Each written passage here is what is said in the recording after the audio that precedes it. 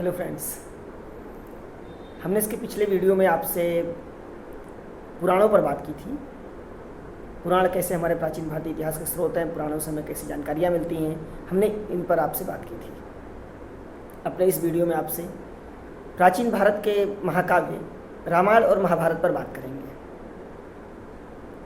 रामायण और महाभारत ये हमारे प्राचीन भारतीय साहित्य के विशद ग्रंथ हैं। ये दो हमारे प्राचीन महाकाव्य हैं। रामायण और महाभारत हिंदू धर्म के प्रेरणा स्रोत, हिंदू धर्म के आदि ग्रंथ जैसे हैं। तो हम सबसे पहले अपने महाकाव्य रामायण पर बात करेंगे। रामायण महर्षि वाल्मीकि द्वारा रचित आदि काव्य जिसे रामायण कहा जाता है। महर्षि वाल्मीकि ने अपनी रचना में इसे आदि काव्य कहा है। तत्कालीन वाल्मीकि जी द्वारा रचित रामायण में 7 कांड हैं। इसके अध्याय को कांडों में बांटा गया है, कांड कहा गया है, और इसे 7 कांडों में बांटा गया है। बाद में आगे चल करके लवकुश कांड को जोड़ दिया गया, 8वां कांड। लेकिन प्राचीन महर्षि वाल्मीकि द्वारा रचित रामायण आदि काव्य में 7 कांड ही मिलते हैं। इन 7 कांडों में आप नाम देखें तो सबसे पहला है बाल कांड, दूसरा अयोध्या कांड, तीसरा अरण्य कांड, चौथा किष्किंधा कांड, 5वां सुंदर कांड, 6वां युद्ध कांड, 7वां उत्तरकांड। तुलसीदास जी द्वारा रचित रामचरितमानस में युद्ध कांड को लंका कांड के नाम से दिया गया है, और महर्षि वाल्मीकि रचित रामायण में इसे युद्ध कांड कहा गया है। हम प्राचीन भारतीय इतिहास के स्रोत के रूप में देखें तो रामायण से हमें धार्मिक, आर्थिक, सामाजिक, राजनैतिक, वैदेशिक, इन सारे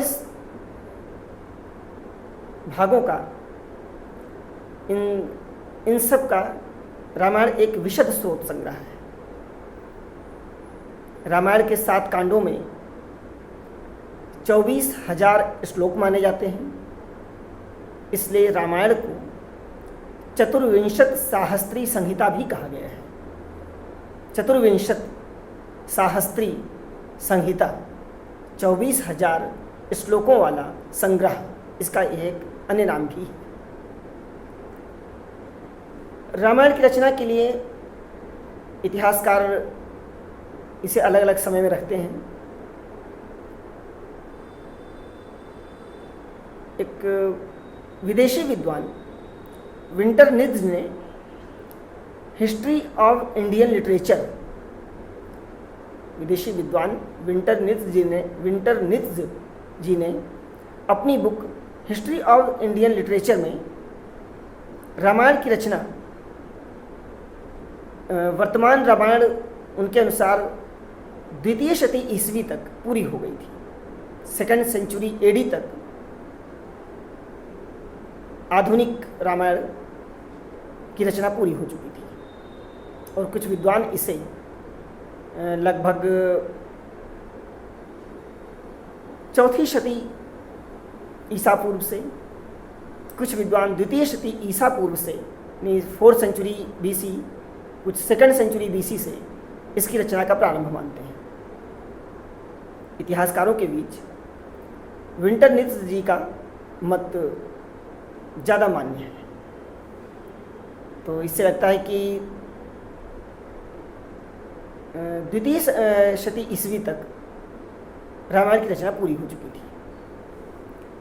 रामायण प्राचीन भारतीय इतिहास के स्रोतों में एक प्राचीन भारतीय इतिहास के भूगोल के स्रोत में भी बड़ा महत्वपूर्ण है। रामायण के अयोध्या कांड में जब भरत अपनी ननिहाल केकई प्रदेश से अयोध्या के लिए आते हैं तो महर्षि वाल्मीकि जी ने उनके रास्ते में पड़ने वाले वन, पर्वत, नदियाँ, नगर, जन, इन सब का बड़ा विशद वर्णन किया है। और आगे देखेंगे कि जब भगवान राम अयोध्या से दक्षिण की तरफ चलते हैं,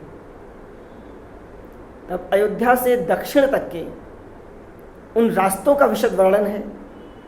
और इसके बाद जब किष्किंधा कांड में जब सुग्रीव ने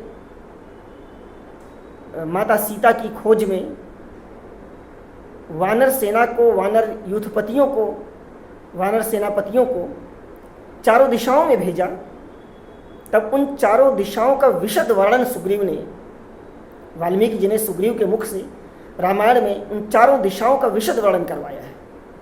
आप देखेंगे कि पूरब, पश्चिम, उत्तर, दक्षिण, इन चारों दिशाओं के वन, पर्वत, समुद्र, महासागर, नगर, इन सब का बड़ा विस्तृत वर्णन किया गया है किष्किंधा कांड में। यहाँ तक कि भारत के उस पार भी, भारत के पूरब दिशा में, पूरब दिशा के सागर, महासागर और नगरों का वर्णन है। भारत के पश्चिम दिशा में सागर, महासागर, नगरों का वर्णन है। और भारत के दक्षिण दिशा में तो लंका का विस्तृत वर्णन मिलता ही है। उत्तर दिशा में हिमालय के पार तक के नगरों का, पर्वतों का विस्तृत वर्णन रामायण में मिलता है। यानी रामायण भूगोल का, प्राचीन भारतीय भूगोल का एक विशद ग्रंथ है। मैं इस पर स्रोतों तक ही सीमित रहूँगा, ज़्यादा विशेष इस पर बात नहीं करूँगा, क्योंकि इसको आगे चल करके मैं किसी अन्य वीडियो में इस पर विशेष बातें करूँगा। क्योंकि रामायण पर, वाल्मीकि जी द्वारा रचित रामायण पर मेरा एक शोध ग्रंथ तैयार हो रहा है,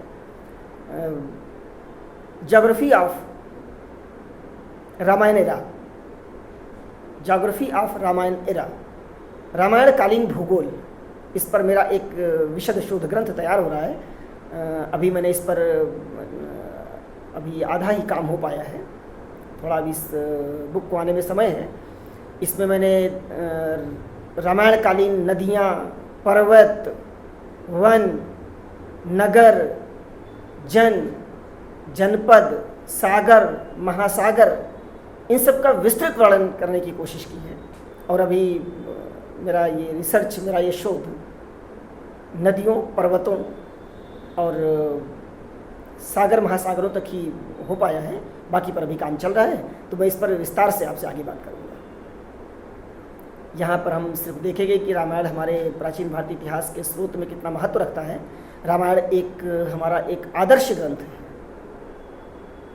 आदर्श की पराकाष्ठा है। तत्कालीन सामाजिक जनजीवन में उस आदर्श को अगर हम सामने रखें तो निश्चित एक हर व्यक्ति का जीवन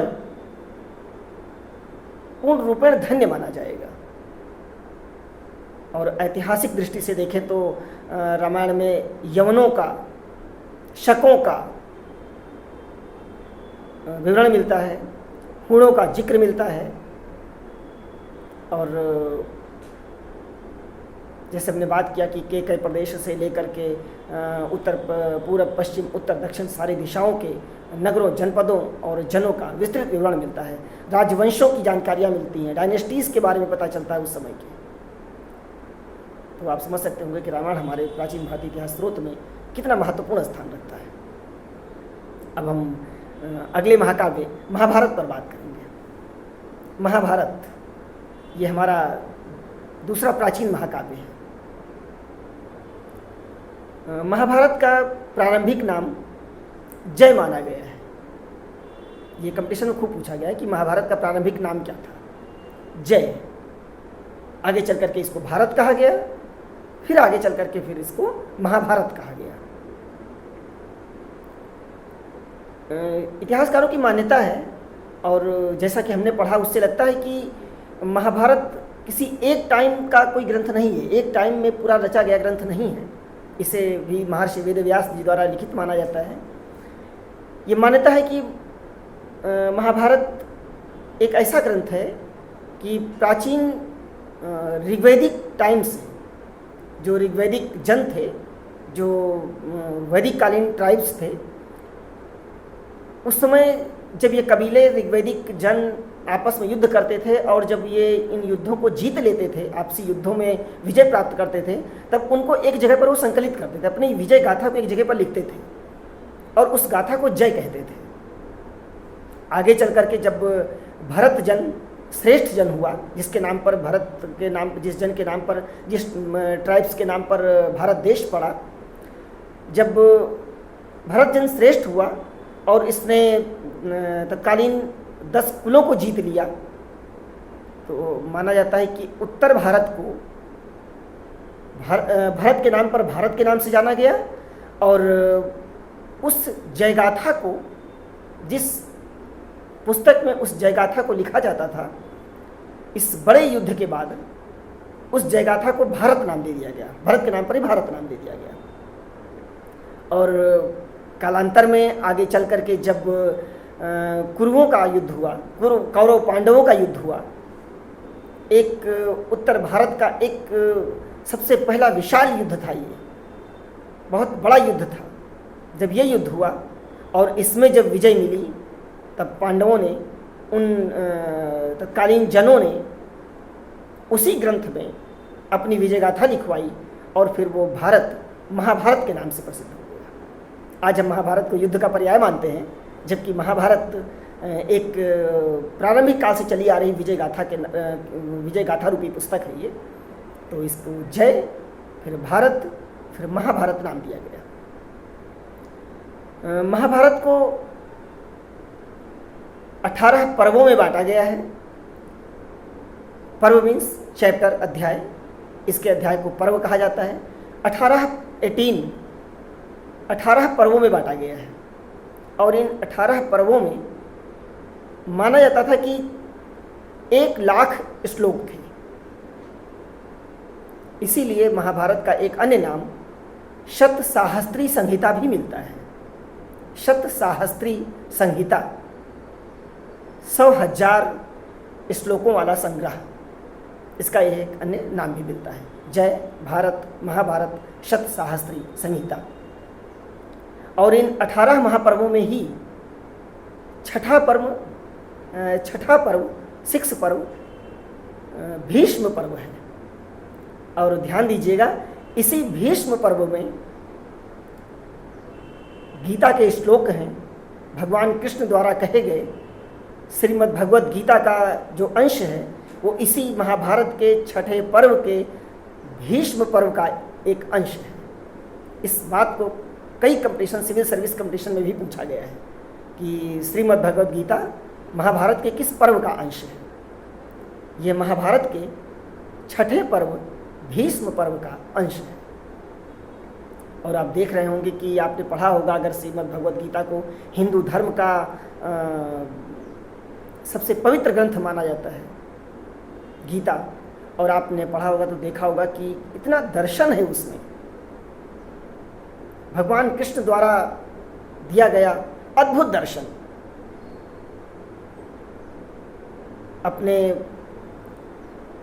भूतपूर्व राष्ट्रपति डॉक्टर सर्वपल्ली राधाकृष्णन जी ने इस पर विशद ग्रंथ की रचना की है। और गीता दर्शन कि आत्मा अजर है, अमर है, क्या लेकर आए हो, क्या लेकर जाओगे, ये सारा दर्शन, अपार दर्शन। और हमने पिछले वीडियो में बात किया था कि इस दर्शन का बीजारोपण, इस दर्शन की शुरुआत मुझे लगता है कि उन्हीं उपनिषदों और आरण्यकों से शुरू हुई थी। प्राचीन भारतीय ऐतिहासिक स्रोत के रूप में महाभारत एक विस्तृत विवरण देता है। महाभारत में तत्कालीन जनों का, जनपदों का एक विस्तृत ब्यौरा है। इसमें प्राचीन भौगोलिक स्थानों के नाम, जब सहदेव उत्तर भारत से दक्षिण भारत की विजय के लिए निकलते हैं, उस समय उत्तर से दक्षिण भारत के सारे नगरों के नाम उसमें मिलते हैं। महाभारत में हस्तिनापुर, इंद्रप्रस्थ आदि नगरों, जनपदों के नाम मिलते हैं। और आदर्श गाथा के रूप में तो ये हमारे जनमानस में है ही है।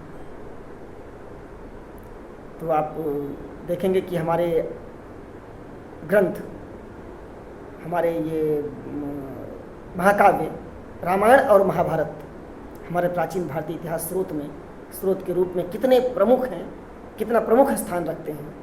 हम आगे जब भी अपने प्राचीन भारत का राजनीतिक इतिहास, धार्मिक इतिहास, सामाजिक इतिहास पढ़ना शुरू करेंगे, या आप एंशिएंट हिस्ट्री के विद्यार्थी होंगे, प्राचीन भारतीय इतिहास के विद्यार्थी होंगे, तो आप देख रहे होंगे जब आप सामाजिक, आर्थिक, धार्मिक इतिहास, राजनीतिक इतिहास पढ़ते होंगे तो इन रामायण महाभारत का कितना उदाहरण आपको मिलता होगा। तो इस तब आपको लगता होगा कि निश्चित है ये रामायण महाभारत हमारे एक विशद ग्रंथ हैं और हमारे प्राचीन भारतीय इतिहास के स्रोत के रूप में प्रमुख स्थान रखते हैं। फ्रेंड्स, स्टूडेंट्स, इस तरह इस वीडियो से हमारा प्राचीन भारतीय इतिहास के स्रोत के रूप में जो साहित्यिक स्रोतों की हमने चर्चा की थी, लिटरेरी सोर्सेज की हमने बातें की थी, वो साहित्यिक स्रोत में जो ब्राह्मण धर्म का साहित्यिक स्रोत था वो आज पूरा हुआ। अब आगे के अपने वीडियो में हम आपसे साहित्यिक स्रोत में ही बुद्धिज़्म लिटरेचर, जैनिज़्म लिटरेचर, इन पर बात करेंगे और बौद्ध साहित्य, जैन साहित्य के साथ अपने साहित्यिक स्रोत के इस पार्ट को का समापन करेंगे। उसके बाद आर्कियोलॉजिकल सोर्सेज, फॉरेन अकाउंट्स, पुरातात्विक स्रोत और विदेशी यात्री विवरण पर बात करेंगे। फिर हम आपसे इन स्रोतों के पूरा होने के बाद आपसे एक एक चैप्टर, एक एक अध्याय राजनीतिक इतिहास पर चर्चा करते चलेंगे। मगध साम्राज्य महाजनपदों से लेकर के, मगध साम्राज्य के उत्कर्ष से लेकर के मौर्य, गुप्त, कण्व, शुंग, गुप्त, सातवाहन, दक्षिण भारत के राज्यों पर, जैसे हमने पहले वीडियो आपसे बताया था, उन सब पर एक एक कर हम आपसे बातें करते चलेंगे।